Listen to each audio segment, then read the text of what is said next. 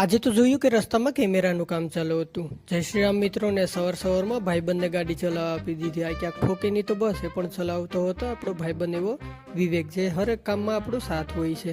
જોઈ લો.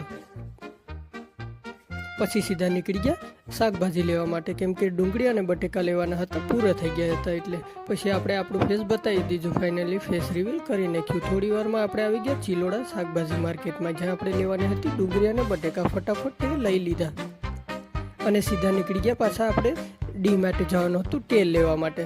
ફટાફટ ડી માટે આવી ગયા અને જોયું કે આપણે 2 ડબ્બા તેલ લેવાનું છે, એટલે આપણે આપણી બાઇક લઈને આવી ગયા હતા.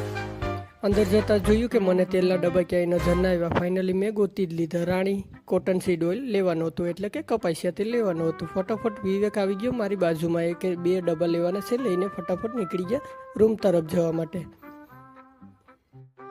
ગાડી ફૂલ સ્પીડમાં ચાલતી હતી, પણ મારા વાળ તો લહેરાતા હતા એકદમ હીરો માફિક. વિવેકે તો ફૂલ સ્પીડમાં ગાડી ચલાવી લીધી. મેં કીધું કે ધીમે હા, કે આપણા હાથમાં ડબ્બા છે. ફાઇનલી જોયું કે રસ્તામાં કેમેરાનું કામ ચાલુ હતું.